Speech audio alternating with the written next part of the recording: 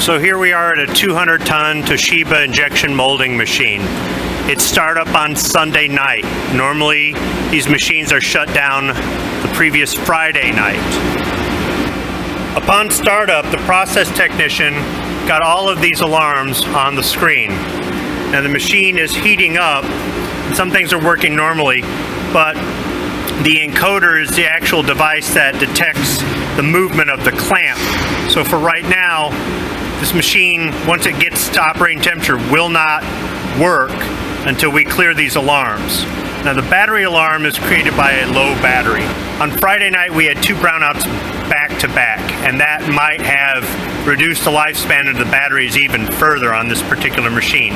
So on startup, a day and a half later, this alarm comes up. Sometimes we'll get this alarm on machines after they've been shut down over a long holiday weekend or some other form of break.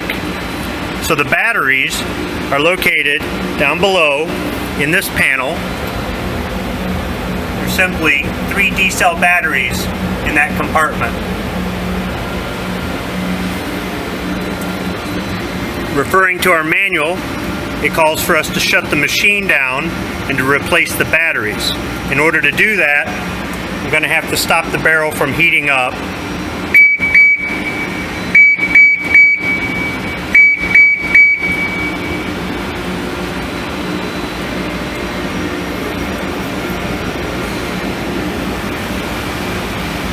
I simply shut off the power.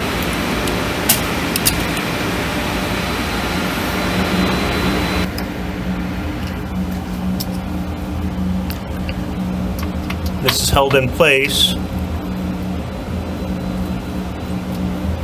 with a movable cover. You just have to take loose this Phillips screw here.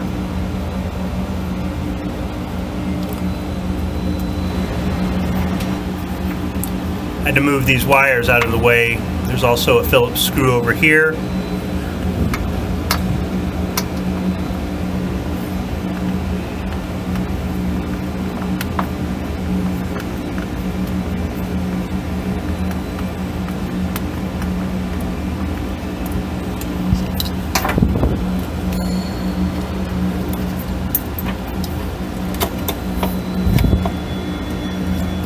Now I can gain access to the 3 batteries. These are not original batteries.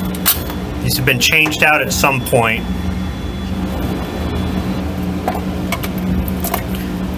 Simply install 3 new batteries, but this is the tricky part. If these batteries are not in here just right, it will not detect the voltage. And it's trying to get 4.5 volts, I believe.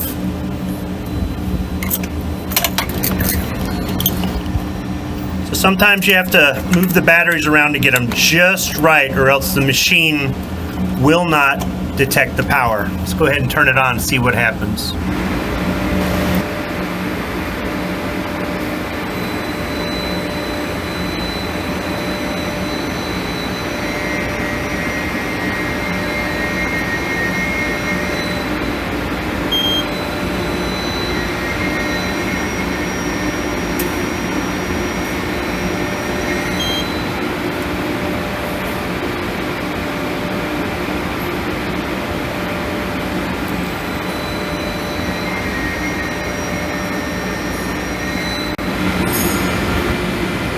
So I got lucky this time. Typically, you've got to move the batteries around after you put them in and go back and forth with this. It also says to replace them within 5 minutes of removal, which I was able to do this time. Sometimes that doesn't happen. And if so, you've got to go through another checklist as far as resetting parameters for the servos, and it's kind of a time-consuming procedure.